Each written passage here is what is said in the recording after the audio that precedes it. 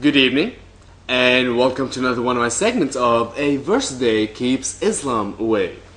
Today I would like to discuss paganism.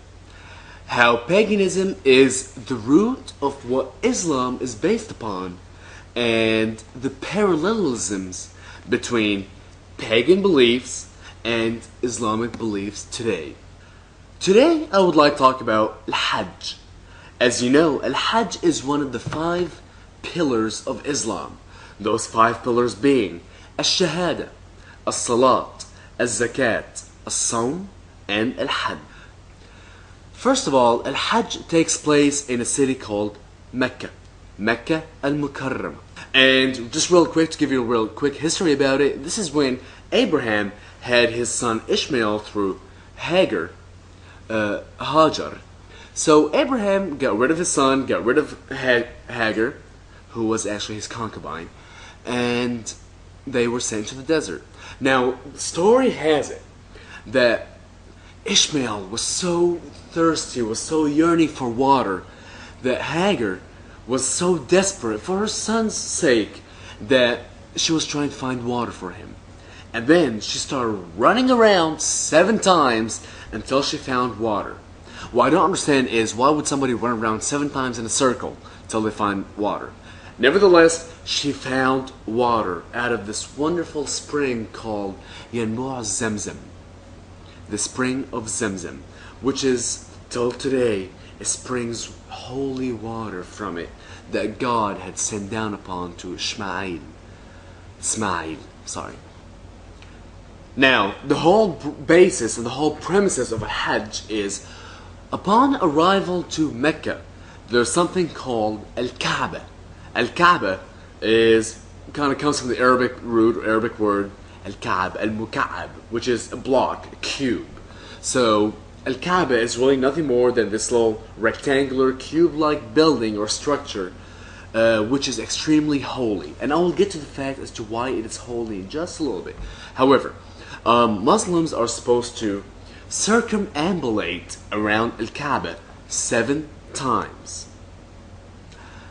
Now, why is it so holy?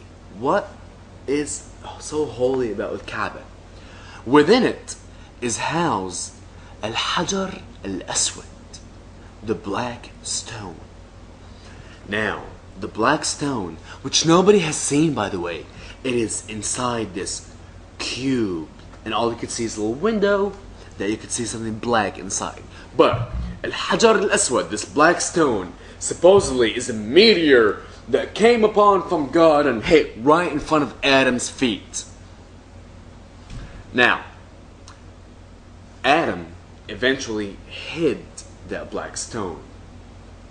And now this is where the story starts getting a little bit mixed up, because Ibrahim, was the one who uncovered that stone, and from that point on, they reminisce, they do what Abraham did, and they worship that stone. Oh, I'm sorry, not worship that stone. They circumambulate around it, and every time they pass around the little window that has a stone showing, they must touch it and kiss it.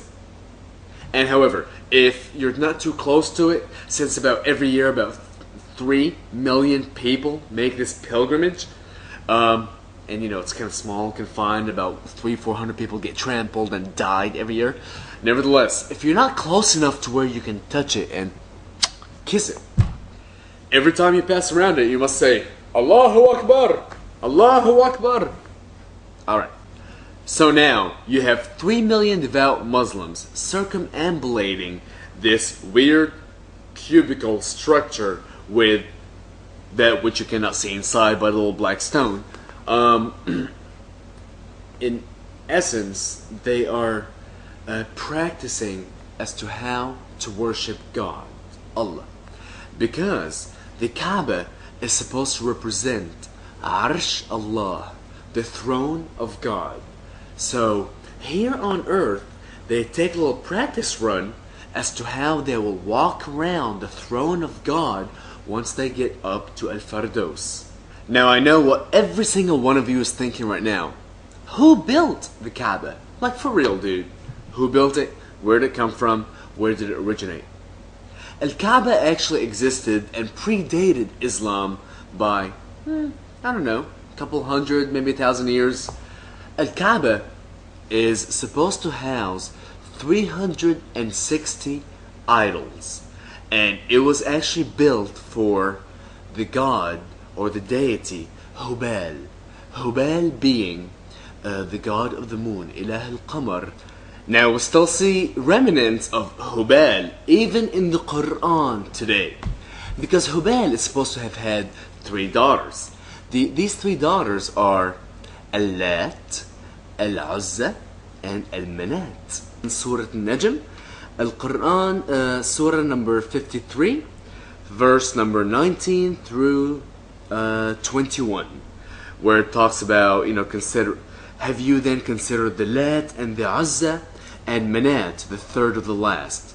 For you the males and for him the females. I guess essentially in essence it's saying that for you as devout worshippers of Islam, of Allah, you must worship the male of those 4 deities, which is Allah, and I'll go back to that in a little bit. And for him, for Allah, he shall worship the females, which are his 3 daughters, Al-Uzza, Al-Lat, and Manat. One of the most interesting hadiths that mentions Al-Hajj is narrated by Sahih al-Bukhari, book number 2, volume 26, hadith number 689, where it's narrating Abu al-Hurayri.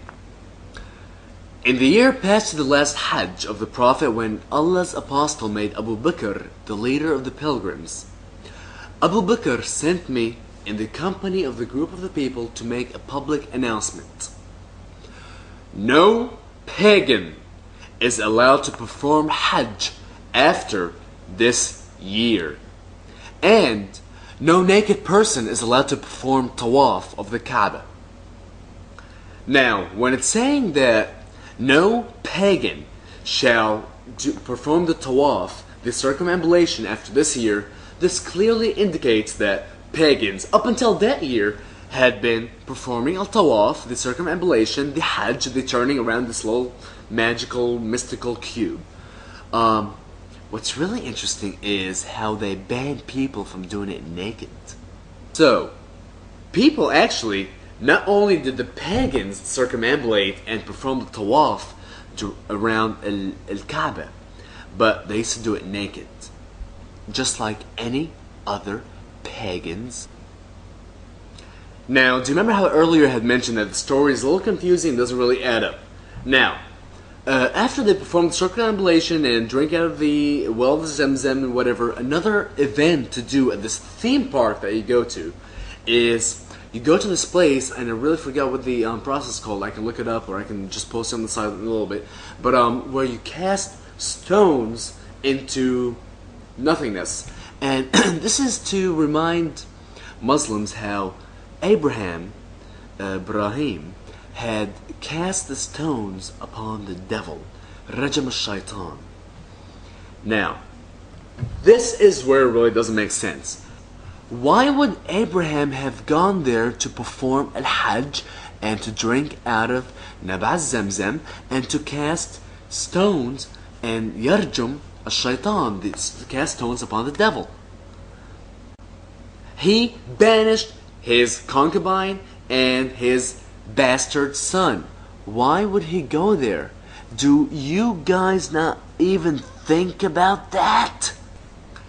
The last thing I want to mention that really ties in with paganism is something in the Hadith. This is from Hadith al-Bukhari, book 2, volume 17, Hadith 128. Essentially, the followers of Muhammad were asking him for rain because it was not raining. So Muhammad went outside and did his little thing and it started raining.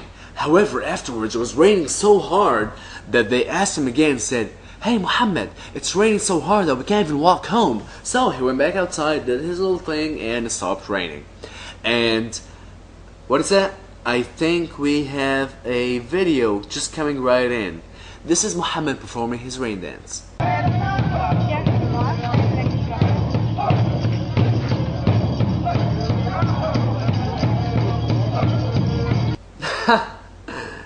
That was wonderful. Alright, I want to say thank you for your time, and I look forward to seeing you again later. Take care, and have a good evening. Bye.